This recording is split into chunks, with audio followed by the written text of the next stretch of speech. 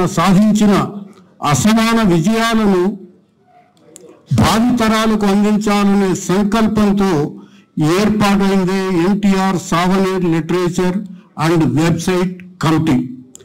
ఎన్టీఆర్ చారిత్రక ప్రసంగాలు, ఎన్టీఆర్ అసెంబ్లీ ప్రసంగాలు, శకపురుషుడు పుస్తకాలను ఇప్పటికే మా కమిటీ వెలువరించింది.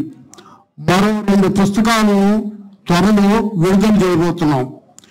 ఈరోజు మహానటుడు, ప్రజానాయకుడు, తెలుగువారికి ప్రాతకాల స్మరణీయులు నందమూరి తారక రామారావు గారి 28వ వర్ధంతి. అలాగే రామారావు గారు నటించిన మొదటి చిత్రం మన దేశం విడుదలై 75 సంవత్సరాలు పూర్తయిన సందర్భంగా మేము ఈ కార్యక్రమాన్ని ఏర్పాటు చేశాము. ముందుగా మా కమిటీ చైర్మన్ టిడి జనార్దన్ గారిని వేదిక మీదకు ఆహ్వానిస్తున్నాను. టిడి జనార్దన్ గారు.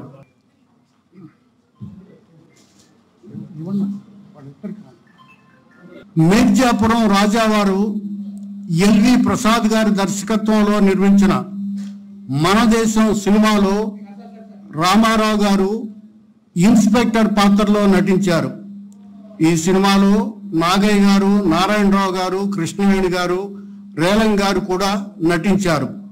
మన దేశం సినిమా 24 నవంబర్ 1949లో విడుదలైంది. ఈ సినిమాను శ్రీమతి కృష్ణవేణి గారు సమర్పించారు. రామారావు గారు ఈ చిత్రంలో నటించినందుకు వారికి అప్పట్లో 250 రూపాయల పారితోషికాన్ని కృష్ణవేణి గారు రామారావు గారికి అందించారు.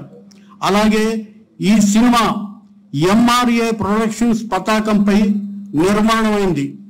ఎంఆర్ఏ అంటే మేకా రాజ్యలక్ష్మి అనురాధ, కృష్ణవేణి గారి అమ్మాయి, తర్వాత ప్రఖ్యాత నిర్మాత కూడా. కృష్ణవేణి గారు గత నెలలోనే 100వ సంవత్సరంలోకి ప్రవేశించారు.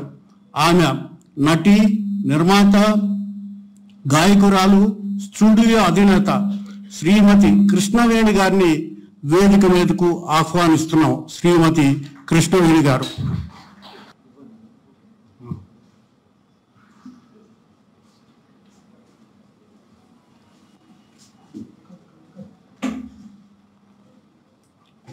తెలుగు సినిమాకు మార్గదర్శకుల్లో ఎల్వి ప్రసాద్ గారు ఒకరు. ఎన్టీఆర్ మన దేశం సినిమాలో చిన్న పాత్రలో పరిచయం చేసిన ప్రసాద్ గారు ఆ తరువాత షావుకారు సినిమాలో హీరో పాత్రకు రామారావు గారిని ఎంపిక చేశారు.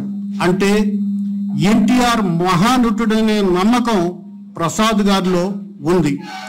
నిన్ననే ఎల్వి ప్రసాద్ గారి 117వ జయంతి జరిగింది. ప్రసాద్ గారు సినిమా రంగంలో బహుముఖాలుగా ఒదిగిన మహనీయుడు. ఆయన వారసత్వాన్ని నిలబెడుతూ సినిమా రంగానికే అంకితమైన వ్యక్తి రమేష్ ప్రసాద్ గారు. రమేష్ ప్రసాద్ గారిని వేదిక మీదకు ఆహ్వానిస్తున్నాం. రమేష్ ప్రసాద్ గారు మహానటుడు ఎన్టీ రామారావు గారు తెలుగు వారందరికీ మార్గదర్శకులు, సదా స్మరణీయులు. మోహన్ కృష్ణ గారిని వేదిక మీదకు ఆహ్వానిస్తున్నాను. మోహన్ కృష్ణ గారు.